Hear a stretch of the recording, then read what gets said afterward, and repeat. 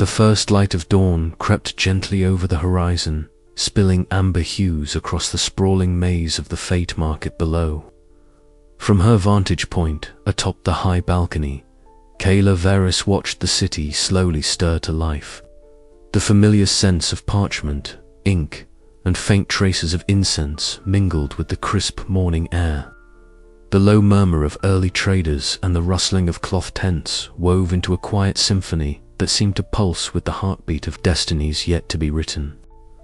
Keller's storm-grey eyes traced the contours of the market, each stall a node in the intricate web of futures bought and sold. Though the air was calm, she could feel the undercurrent of tension.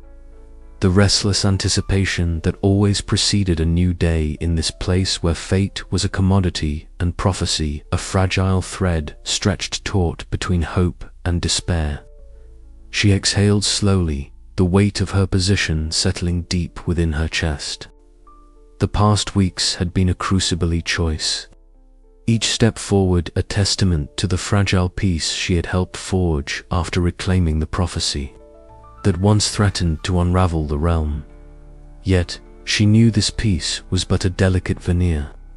The market's pulse was erratic, and beneath the surface, currents of greed and ambition still churned, threatening to pull the fragile threads of destiny apart. Kayla turned away from the balcony and descended the narrow staircase to the chamber she now called her sanctuary. The room was lined with ancient scrolls and faded tapestries, their threads whispering secrets of times when prophecy was sacred and untouched by commerce. Flickering candles cast dancing shadows on the walls, lending the space an air of quiet reverence. Master Orin sat in his usual seat, his silver hair a halo in the soft candlelight, eyes clouded with age but sharp with wisdom. He gestured for Kayla to sit beside him. "The burden you bear," he began, voice low and measured, "is unlike any other. An oracle's path is never-ending. To glimpse the strands of fate is to carry the weight of all possibilities, the known and the unknowable." Kayla nodded, her fingers absently tracing a cryptic symbol etched into the wooden armrest. "I have come to understand that the future is not fixed," she said quietly, "but that knowledge does not ease the fear that my choices might still lead to ruin." Orin's gaze was steady. "Fear is the shadow of responsibility. It is a reminder that we must walk with humility and courage. The silence of the divine you once heard is not absence, but space, a place for your will to shape what may come." Their conversation stretched into the morning, a delicate dance of reflection and resolve. When Ira Thane burst into the chamber, breathless and sharp-eyed, the fragile calm was shattered. "There's unrest stirring again," she reported, her voice urgent yet controlled. "Whispers of factions seeking to exploit the new order. The market's old wounds are not yet healed." Keller's eyes narrowed, the familiar sting of burdens settling once more. "Then we must be vigilant. The future is a living thing, Ira, and it will not be tamed by hope alone." Later, under the cloak of night, Kayla walked the silent streets, the cool air brushing against her skin like a whispered promise. The city's heartbeat echoed faintly in the distancer, reminder that even in silence, life thrived. She paused beneath a flickering lantern, shadows playing across her face, and drew a steadying breath. Her journey was far from over. The role of the Oracle was not a mantle to be shrugged off, but a lifelong vigilant, unyielding commitment to safeguarding the delicate threads that bound the world's future. The burden was heavy, but within it lay a fragile hope, a resilience forged in the crucible of despair and courage.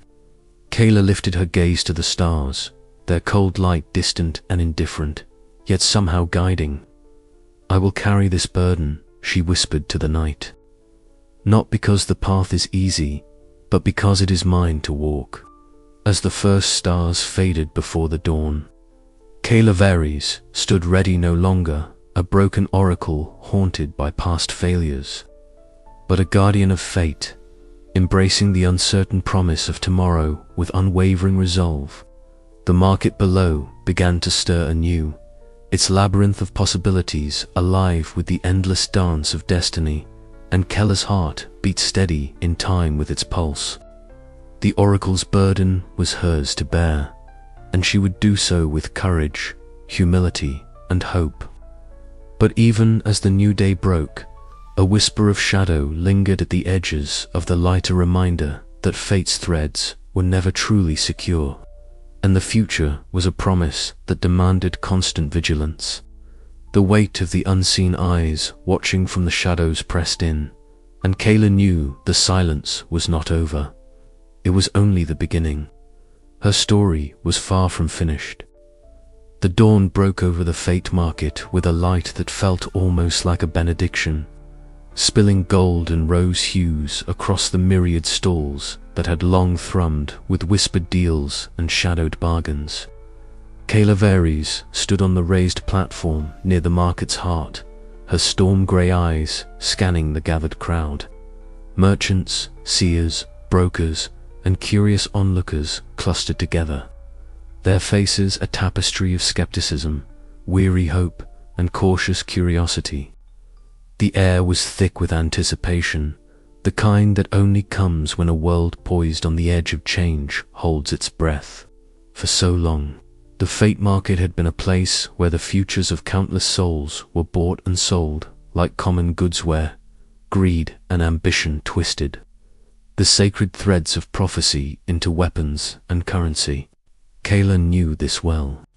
She had once been the kingdom's favored oracle, before the weight of a disastrous prophecy had shattered her reputation and nearly destroyed the fragile balance of the realm. Yet here she was now, no longer a broken outcast, but a beacon of reform and resilience. Today, Kayla began, her voice steady but carrying the weight of years spent in exile and reflection. We stand at a crossroads. The fate market need no longer be a den of shadows and deceit, where futures are gambled without care. We have the power to shape a new dawn, one where prophecies are honored, where trust replaces treachery, and where hope, not fear, guides our dealings. Murmurs rippled through the crowd, some doubtful, others inspired.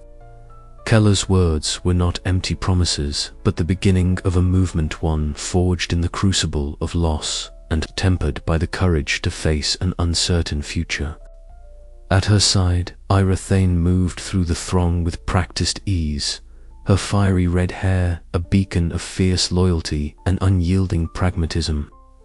Ira's sharp green eyes caught every flicker of resistance and every spark of support. When she encountered a group of auctioneers known for their ruthless tactics, the air tightened with tension. Transparency, Ira demanded, her voice low but unwavering. No more hidden bids, no more secret deals. The market will be a place of fairness, or it will not be a market at all. One of the auctioneers, a stout man with a scar tracing his jaw, sneered. And who's going to enforce this?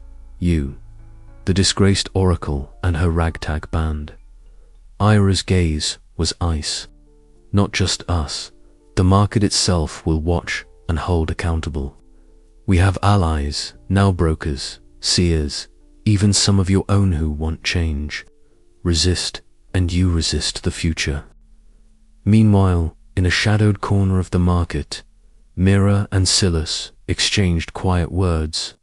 The prophecy broker, her dark hair falling in soft waves around a face marked by years of hard-won experience, leaned in close. Silas, once Keller's apprentice and now a rival oracle, listened intently, the lines of rivalry softened by the shared goal of preserving what remained of the market's integrity. It's fragile, Mira whispered, but with Keller's vision and your insight, we can steer this place away from ruin. Silas nodded slowly, a flicker of old respect shining through his guarded expression. For now, the market needs unity more than ambition. As evening settled, the market transformed. The once shadowed alleys and hushed corners now glowed softly with lantern light, illuminating faces that dared to hope again.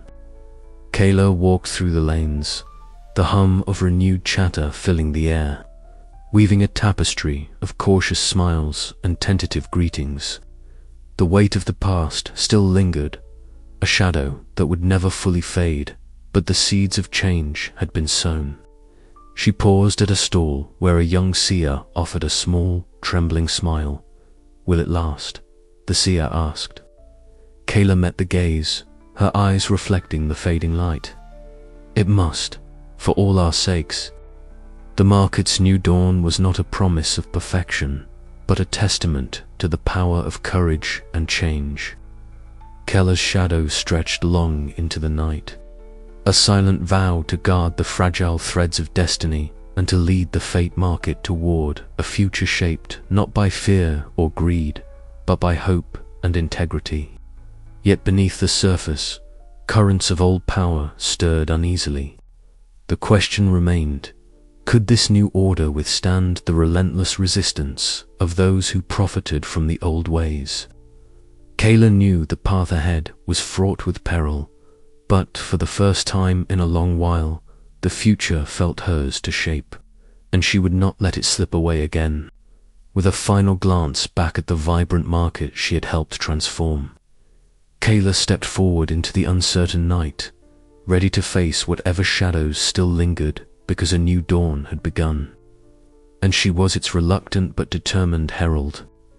The dawn crept gently over the horizon, casting a pale golden light that spilled across the windswept cliff where I stood. The air was crisp, carrying the faint scent of salt and earth, and the vast expanse of the sky stretched endlessly before me, painted in soft lavender and rose. It was a silent dawn, the kind that holds its breath as if the world itself waits for something unseen to stir. Here, far from the clamor of the fate market and the treacheries of shadowed halls, I found a rare quietude. The silence of the divine that had haunted me for so long felt heavier here, pressing against my skin like the cold wind that tugged at my loose braid.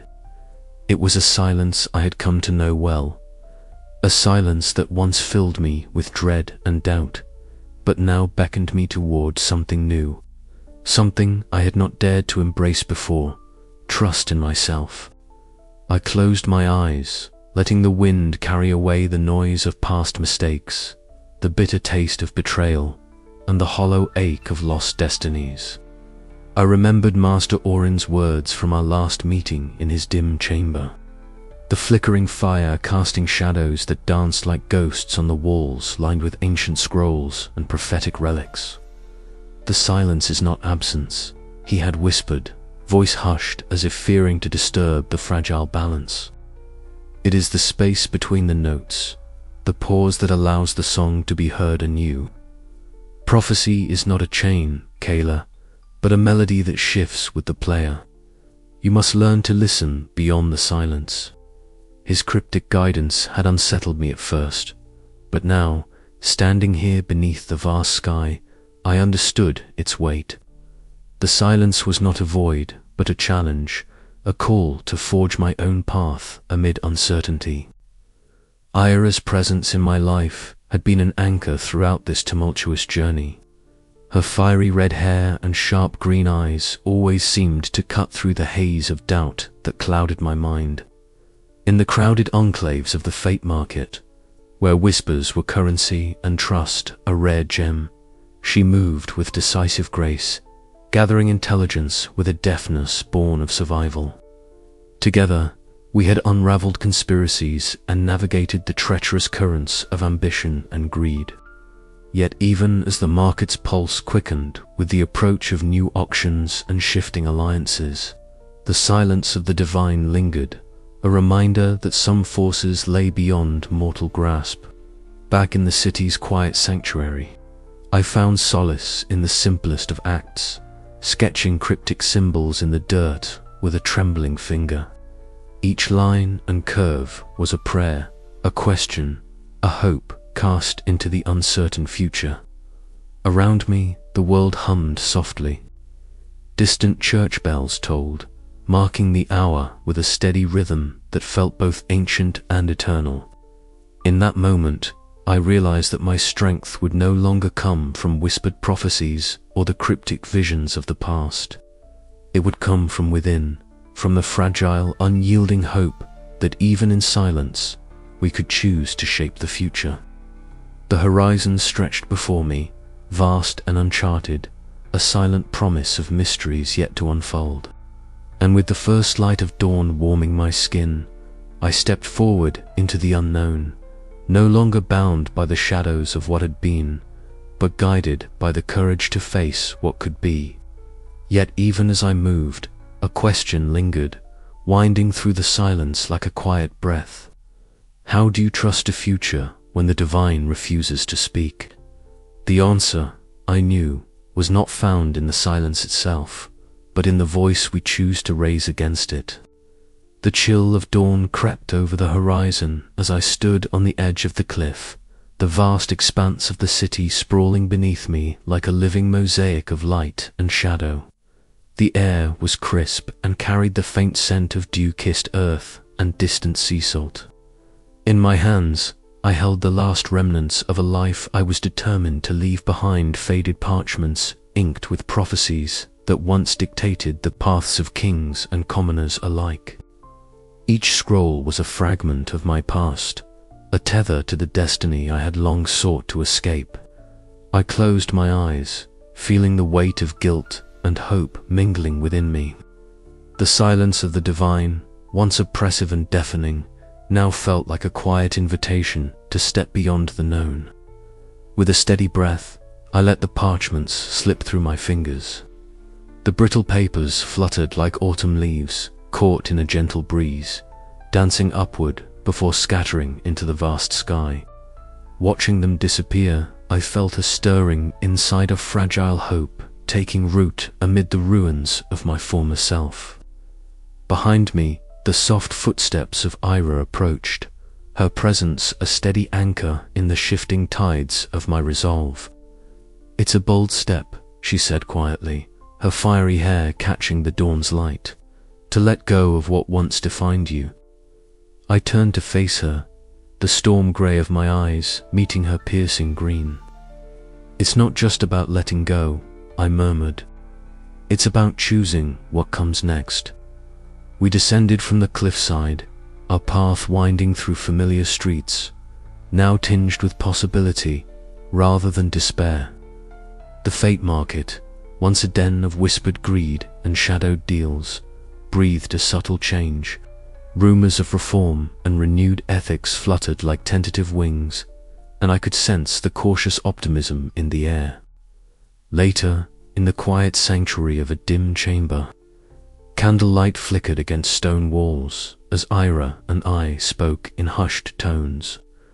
Our conversation wove through past scars and future dreams, each word a stitch in the fragile tapestry of trust we were rebuilding. "The market won't change overnight," she reminded me, "but every small act of courage nudges the tide." Her conviction kindled a warmth within me, a reminder that even in the darkest shadows, light finds a way to seep through. Days later, I sought out Master Orin in his secluded garden, where ancient trees whispered secrets lost to time. His silver hair shimmered softly in the dappled sunlight, and his eyes, clouded with age yet bright with insight, met mine with serene understanding. "The silence you fear," he said, voice carrying the weight of countless seasons, "is not absence, but invitation. Prophecy is not the chain that binds you, Kayla, but the canvas upon which you may paint anew. Embrace the unknown, for therein lies true freedom." His words resonated deep within my soul, unraveling the tight knots of doubt and fear. I realized then that my power was not in foreseeing the future, but in shaping it through choice and courage. Returning to the heart of the Fate Market, I walked its bustling avenues with a quiet determination. The market's pulse had shifted. Whispers of change echoed among traders and seers alike. Faces once hardened by greed now bore traces of hope, and the air thrummed with the possibility of redemption. As I moved through the crowd, I felt the invisible threads of destiny loosen. No longer a prison, but a web of connections I could navigate with newfound agency. I was no longer the oracle defined by my past failures, but a woman embracing the uncertainty of tomorrow. The future stretched before me unbound, unwritten, and alive with promise. And as the sun rose higher, casting its golden light over the city, I stepped forward into the unknown, ready to face whatever fate I would choose to shape. Yet, even as hope blossomed, a lingering question remained, a quiet challenge whispered on the wind. Could the world truly change, or were we all forever tethered to the shadows of the past? The answer, I knew, would unfold with each step I dared to take. The cold air bit at my cheeks as I stood atop the cliff's edge, the dawn bleeding slowly across the horizon. Below me, the world stretched wide and unyielding, a tapestry woven with countless threads each, a destiny, a choice, a possibility. I reached out instinctively, fingers brushing through the faint shimmer of those fragile strands, the remnants of prophecies past and futures yet unwritten. They fluttered like whispering ghosts in the morning light, caught between shadow and promise. For so long, I had believed those threads to be chains binding me to a fate carved in sorrow and mistakes. But now, as the sun's first rays pierced the lingering darkness, I understood something deeper. Fate was not a prison, but a loom, and within my hands lay the power to weave anew. The weight of the past still pressed heavily on my shoulders, yet beneath it, a fragile hope stirred, fragile but unyielding. Behind me, the faint murmur of footsteps approached Tyra's swift, confident stride, breaking the stillness. She came to stand beside me, her fiery hair catching the light, eyes sharp and steady. "The market stirs with whispers," she said simply. "Change is coming, Kayla. With you leading, perhaps it can be for the better." I nodded, the words both a comfort and a challenge. The fate market, the very place that had once sold my downfall, was now a ground for renewal. The auctions would continue, but the shadows that had once cloaked every corner would begin to recede. We had forged new rules, a tentative code that placed honor and the preservation of free will above greed and manipulation. Yet I knew the road ahead was fraught with peril. The echoes of old enemies lingered still, their eyes ever watchful. My thoughts drifted to Master Orin, whose presence had been a beacon in my darkest hours. His final blessing, spoken beneath a sky thick with stars, echoed in my mind. "The silence of the divine is not absence," he had said, "but invitation. To listen not for answers, but for the courage to choose your own path." That silence had haunted me for so long, a deafening void where certainty once lived. But now, in that quiet, I found a new kind of guidance, not from the heavens, but from within. I was no longer the broken oracle defined by a catastrophic prophecy. I was a woman who had reclaimed her voice and her future. Yet even as hope blossomed, a shadow lingered. Lord Malrek Davon, the man whose ambition had nearly torn the realm apart, had not vanished. I had glimpsed him in the periphery, a silhouette watching from the darkness, his cold eyes betraying a grudging respect and the simmering promise of confrontation yet to come. His story was entwined with mine, a reminder that the struggle for destiny was never truly over. As the first full light of day bathed the land, I turned from the cliff and faced forward, the fragile threads of fate shimmering around me like a cloak woven from the dawn itself. Each step I took was a defiance of the past, a testament to the resilience of hope and the courage it takes to face the unknown. This was not an ending, but a beginning. The future was written in shadows, but within those shadows, I would find my own light, and with it, the promise of a world renewed. The wind whispered through the grass, carrying the scent of rain and earth, a scent of possibility. I closed my eyes, breathed deeply, and stepped into the story yet to be told.